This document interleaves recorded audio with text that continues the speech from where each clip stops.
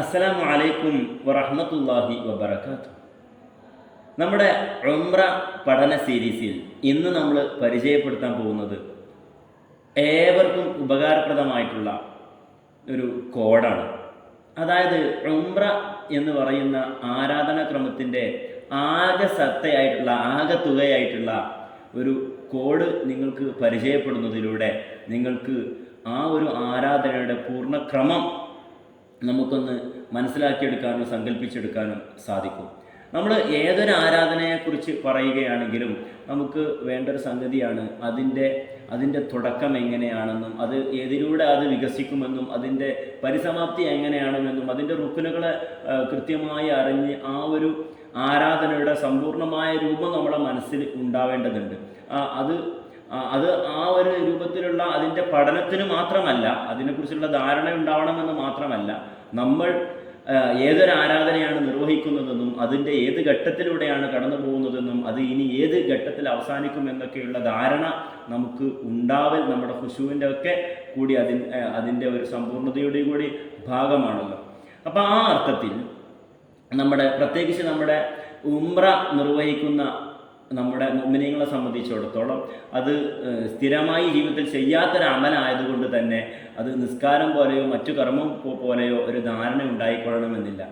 അത് അമീർ പറഞ്ഞതുപോലെ ഓരോ ഘട്ടങ്ങളിലും അമീറിനെ ആശ്രയിക്കാമല്ലോ എന്ന തരത്തിൽ അമീർ പറയുന്നതിനനുസരിച്ച് അതിൻ്റെ ക്രമങ്ങളിൽ ഇടപെടുക എന്നത് ഒരു ആശ്രയത്വത്തോടുകൂടെ പോകുന്നു എന്നതിലുപരി അത് നമുക്ക് തന്നെ അതിൻ്റെ ക്രമങ്ങളെ മനസ്സിൽ സൂക്ഷിക്കാനുള്ള ഒരു എളുപ്പ വഴിയാണ് ഈ കോഡിലൂടെ ഞാൻ പരിചയപ്പെടുത്തുന്നത്. കോഡ് ഇങ്ങനെയാണ്.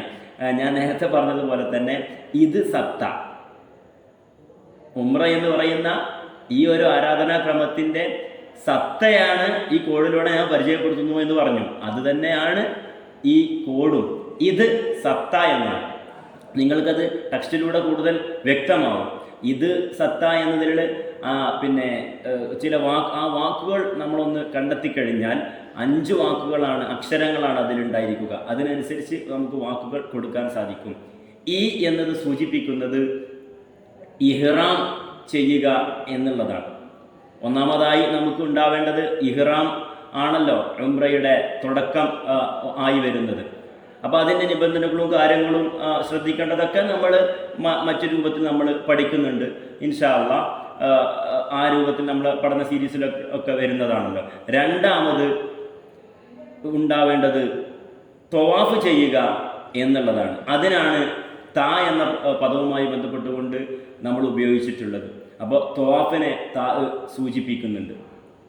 അതോടൊപ്പം തന്നെ ത്വവാഫ് സംബന്ധമായിട്ട് ഇനി എന്തെല്ലാം അതിനെ ശ്രദ്ധിക്കേണ്ട കാര്യങ്ങൾ എന്നതിനെക്കുറിച്ച് നമ്മുടെ കോഡിലൂടെ നമുക്ക് പഠിക്കാവുന്നതാണ്. ആ രൂപത്തിൽ അതിൻ്റെ കാര്യങ്ങളൊക്കെ ശ്രദ്ധിക്കേണ്ടതുണ്ട് എന്ന് മാത്രം. പിന്നെ നമുക്ക് വരുന്നത് സ എന്ന പദം സൂചിപ്പിക്കുന്നത് സഅയ് ചെയ്യുക എന്നുള്ളതാണ്. സഫാ മർവക്കടയിൽ സഅയ് ചെയ്യുക എന്ന ആ ഒരു കർമ്മമാണ് അതിൽ പിന്നെ വരുന്നത് ഘടകമായിട്ട്. അപ്പോൾ അതിൻ്റെ കാര്യങ്ങളൊക്കെ നമ്മൾ പിന്നെ ശ്രദ്ധിച്ചാൽ മതിയാവും. അതൊക്കെ ആ രീതിയിൽ നമുക്ക് പറയാൻ സാധിക്കും. പിന്നെ 2 താകൾ കൂടി ചേർന്ന് താ എന്ന് വരുന്നുണ്ട്. ആ 2 താ എന്തൊക്കെയാണ്? ഒന്നാമത്തെ താ എന്ന് പറയുന്നത് തഹല്ലുലാവുക എന്നതിൻ്റെ തായാണ്. എന്ന് പറഞ്ഞാൽ മുടി മുറിച്ചുകൊണ്ട് തഹല്ലുലാവുന്നുണ്ട്, നമ്മൾ ഉംറയിൽ നിന്നും വിരമിക്കുന്നു എന്ന രൂപത്തിൽ. നിസ്കാരത്തിലൊക്കെ സലാം വീട്ടിക്കൊണ്ട് നമ്മൾ അതിൽ നിന്നും വിരമിക്കുന്നത് പോലെ, വിട പറയും പോലെ ഉംറ എന്ന് പറയുന്ന ആരാധനയിൽ നിന്നും ഈ തഹല്ലുലോടുകൂടെയാണല്ലോ നമ്മൾ വിട പറയുക. അപ്പോൾ ആ പദം, അതിനുള്ള പദമാണ് താ എന്ന് സൂചിപ്പിക്കുന്നത്. വീണ്ടും ഒരു താ കാണാൻ സാധിക്കും. അത് തെർത്തീബാണ്. എന്ന് വെച്ചാൽ ഈ ക്രമം നമ്മൾ പാലിക്കുക എന്നുള്ള തെർത്തീബാണ് താ എന്നുള്ളത്. അപ്പോൾ ഈ ഒരു ഇത് സത്ത എന്ന പദം നമ്മൾ പഠിക്കലോടുകൂടെ ഉംറയുടെ സത്ത നമുക്ക് ഓർത്തെടുക്കാൻ സാധിക്കും എന്നുള്ളതാണ്. എല്ലാവരോടും ഈ ഉംറയുടെ സത്തയായിട്ടുള്ള ഈ ഇത് സത്ത നിങ്ങൾ മനസ്സിൽ സൂക്ഷിക്കുക.